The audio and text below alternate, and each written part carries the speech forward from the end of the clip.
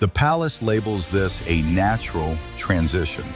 It is a forced exit. A senior official in the Lord Chamberlain's office issued the final notice after two lower-level envoys failed to secure a voluntary departure. Charles and William demanded a voluntary financial audit earlier this year. Beatrice and Eugenie refused to open their books. They prioritized financial privacy over their royal status. That refusal triggered the mechanism to remove them. You are among the few who seek the mechanics of the institution rather than the narrative. Subscribing ensures you maintain this level of access. Beatrice stays at her farmhouse in the Cotswolds. Eugenie is based in Portugal.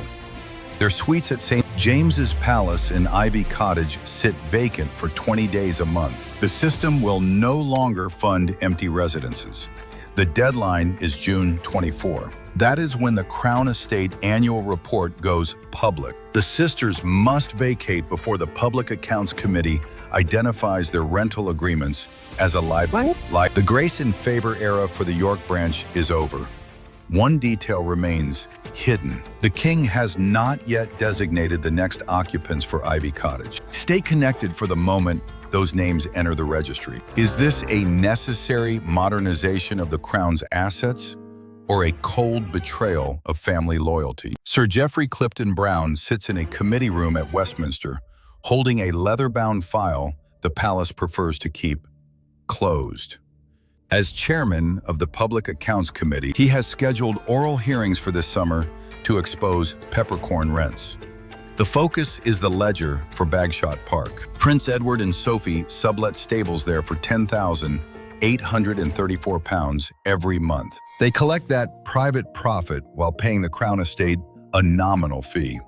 Sir Geoffrey considers this £10,000 surplus a direct liability. The discovery changed internal policy overnight. Prince William responded by establishing the market rent ultimatum. He signed a 20-year lease for Forest Lodge at £307,500 per year.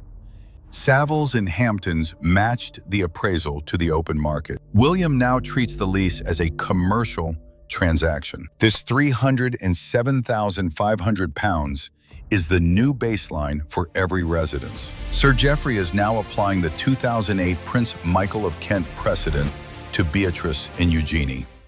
Michael's rent previously jumped from £69 a week to £120,000 a year following an audit.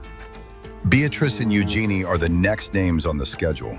He is reviewing vacancy logs for Ivy Cottage. The ledger shows a residence being maintained while occupants remain abroad. The chairman is preparing to call for the keys. The Treasury is vetting a rent backdating clause to recover the difference between peppercorn rates and market value over the last 5 years. For Beatrice and Eugenie, this is a bill for £1,200,000.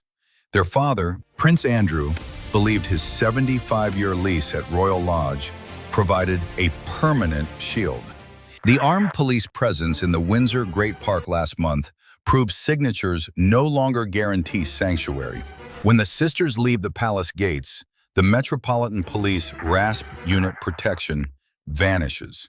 Security costs will fall on their private accounts. The Lord Chamberlain's office is already reclassifying these residences as commercial assets. The sisters have exactly 48 hours after the June 24 deadline before the locks are changed at Ivy Cottage. Maintenance crews are scheduled to arrive at 0800 to begin the inventory. The removal firm Abel's Moving Services has been placed on standby for the final weekend of the month. Sir Geoffrey Clifton Brown holds the schedule for the next private hearing in Committee Room 14.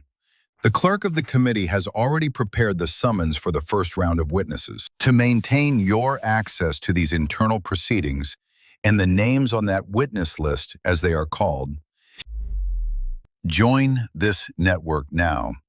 Does the Crown owe the York sisters a subsidized home for their service, or is the £1.2 million bill a long overdue correction? Royal status earns the right to stay. Pay the full market rate or vacate.